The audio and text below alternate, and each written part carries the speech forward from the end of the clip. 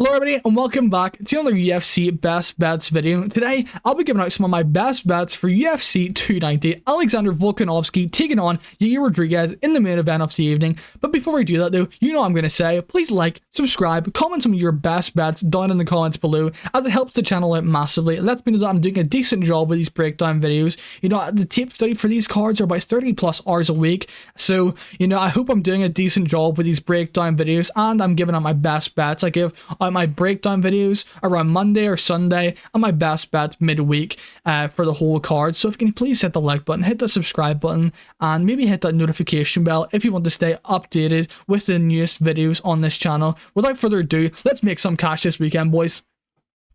So for our first bet of the night, we have Saaiman and Petrino parlay, minus 150, 1.7 units. I really like this parlay, man. You know, Saaiman is going to be too much for Terrence Mitchell. Terrence Mitchell, never been to the third round in his career, hasn't fought the best competition, fighting guys in Alaska with literally just one camera overlooking the cage and no commentators commentating his fight. So he's literally fighting his local meth heads. And Petrino, I see Petrino's aggression in this matchup being too much for Petrino, and I feel like he can implement the wrestling here like Felipe Lins did. You know, he's not on the same kind of grappling level as Felipe Lins, but as we've seen, like Petrino gasses pretty hard when you wrestle him, so if he can implement that game plan, he'll have a very good chance of winning. But even on the feet, I see him getting in the inside and landing a big shot on Petrino's chin to put him out cold at the end of round one. So yeah, I really like this parlay, minus 150, 1.7 units.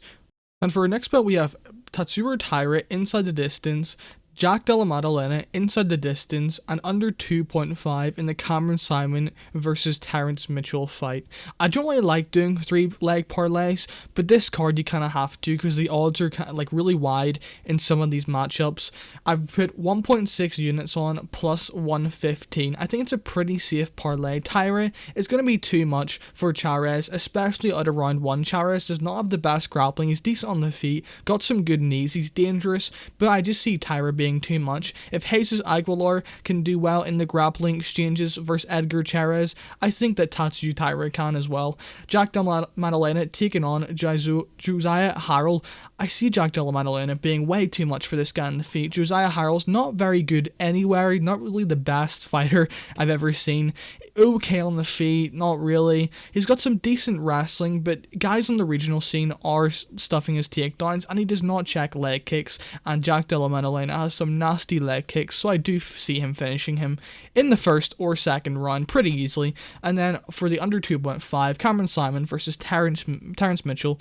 Terrence Mitchell has never been into a third round, and I don't see that being the case in this one. I see Terrence Mitchell not having the cardio on a week's notice against Saaiman, and Saaiman is just going to be the way superior striker on the feet, but you never know. Terrence Mitchell may be able to get that wrestling going and that submission in round 1, so I think that's a pretty safe parlay. So let's just recap that. Taira inside the distance, Jack Della Maddalena inside the distance, under 2.5 in the Saaiman versus Terrence Mitchell, plus 115, 1.6 units. And for next bet, we have Whittaker and Turner, minus 124, 2.5 units. I really like this parlay. I find this parlay one of the safest moneyline parlays you could probably find on this card. I think Whittaker is just on another level to Dricus du Plessis in every aspect of MMA. He could wrestle him, he could outstrike him easily, and I do see him finishing Dricus du Plessis on the feet in round 2 by a head kick against the fence. And Turner versus Hooker, I see Turner being able to use his reach much better in this matchup, and I just feel like he is the more dangerous fighter in this matchup, and he can win minutes also. I just like the capabilities of Turner in this matchup. I think it's a good stylistic matchup. Hooker has definitely not looked the best ever since that Dustin Poirier war he was in, and he has been cracked many times on the chin ever since. So yeah, I do see Hooker getting chinned in the second or first round pretty early on. But yeah, I think this is a good parlay. Minus 124, 2.5 units. And for next bet, I have the under 2.5 in the Dricus du Plessis fight and Robert Whittaker. I put 1.8 units on, minus 129. I really like this prop here, the under 2.5 in this matchup, because, Dricus du Plessis comes out guns blazing. He could catch Robert Whittaker, you never know, but I just don't see it happening. And Robert Whittaker does so much better against guys that are much more aggressive, like Jacare Souza, Romero, and Derek Brunson. Like, he really does hurt a lot of guys that are super aggressive, and I do see him hurting Dricus du Plessis in that second round, like I said, against the fence and finishing him. But yeah, you never know. Dricus du Plessis could get a finish in that first round, but I don't see. I see Robert Whittaker, staying safe in that first round and then catching a gassed out Dricus du Plessis in that second round. In our next bet, I have Moreno to win and over 1.5, minus 115, 1.4 units. I really like this bet builder here. I feel like Moreno is going to be able to withstand the early onslaught of Pantoja's grappling and win the fight as it goes on. Pantoja against Brandon Royval. I watched the Brandon Royval fight, and he was really slowing down when someone was scrambling with him. We saw that in the Askarov fight. We've seen that in the Brandon Royval fight, like I just said, and I do see Brandon Moreno being able to do that in this fight. I wouldn't even mind seeing Brandon Moreno wrestle early, but he has to be very safe giving up his back in the scrambling exchanges. But yeah, I feel like Brandon Moreno is going to be able to win this fight as it goes on with his boxing. The first two fights, he wasn't really that technical with his boxing. He threw a lot of looping punches in the first two fights, but nowadays he's got a really nice lead body kick, nice kicks to the legs, and very straight punches compared to what he usually did. So yeah, I do see Brandon Moreno's improvements being too much for Pantoja in their third fight. And onto your moneyline bets, I have Jim Crute plus 100, 2 units. I feel like Jimmy Crute will be able to get the wrestling off here and get the control time in this matchup. I feel like he will be able to win the minutes, and I just like betting minute winners over movement winners in certain fights, and especially this one with the grappler here. Alonzo Manifield does have some massive power in his hands, and when he lands, you're going to get rocked or KO'd. Jim Crute does have a really good chin. He has been knocked out before, but his chin's pretty good. It's pretty solid, and he can take a big shot.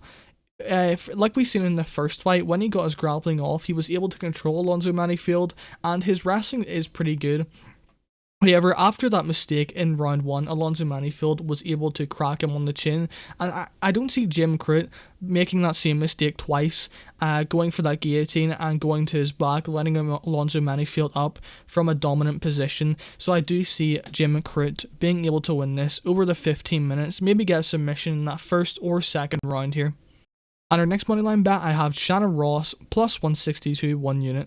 One of the worst flyweight fights of all time for sure. Both guys do not deserve to be in the UFC. Both guys pretty terrible, but I have to go with Shannon Ross here. At plus 162, I got the odds at. I find that pretty wide, to be honest. Shannon Ross is a very slick striker on the feet. Got good hands, got good kicks. And Jesus Aguilar has the shortest reach in men's UFC history, I'm pretty sure. He doesn't have the best takedowns. When he goes for takedowns, he can make mistakes, literally throw guys on top of himself, and you can get up from him being on top of you. And I do see Shannon Ross being safe in the grappling exchanges here. Jesus Santos Aguilar is not the most dangerous guy, and Shannon Ross doesn't have a good chin, but Jesus Aguilar has terrible striking, literally terrible striking. Everything is looping to try and get in the clinch and take you down from there, but his wrestling, like I said, isn't good, and he has 0 KO wins, so Shannon Ross doesn't have to worry about the KO power in this matchup. I see Shannon Ross doing really well on the feet, keeping it at range, using his 1-2 down the pipe, using his leg kicks. He was doing very well against Steve Urseg on the regional scene, and we just seen how good Steve Urseg looked against David Dvorak in his last fight, so I'm gonna have to go with Shannon Ross in this matchup for sure. And our last moneyline bet off the card, we have Kamwilla Kirk taking on Esteban Ribovic plus 150, 1 unit. I have to go with Kamwilla Kirk in this matchup. I feel like he can win this fight in many ways. He can win it by the wrestling / grappling, and he can win it on the feet even. I feel like Esteban Ribovic is very open to straight punches, and his takedown defense is some of the worst I've ever seen. His get-up game is very good, but Kamwilla Kirk is a 4th degree black belt, I want to say, and I do see him getting the back from on Esteban Ribovic when he has him on the ground, because Esteban Ribovic, when he explodes, it's not the most technical sweeps you've ever seen. It's just a big explosion, and he does give up the back in those type of exchanges. And I do see Kamwilla Kirk getting the hooks in, getting that body triangle in that second round and submitting Esteban Ribovic on the feet. Esteban Ribovic, though, is very dangerous, but I do see Kamwilla Kirk being too much for him on the feet. On the feet as well. He can win it on the feet, but I prefer him to mix in the wrestling, but he can win it on the feet. He has good striking, slick striking, a very karate base, similar to like a Conor McGregor type stance and style, with that front kick to the body and forward pressure, gets his opponents to the cage and lands some big shots from there. So yeah, give me Kamwilla Kirk plus 150 for 1 unit. So there you have it, guys. There was my UFC best bets for UFC 290. Really looking forward to this card. If you guys enjoyed this video, please like, subscribe, comment some of your best bets down in the comments below.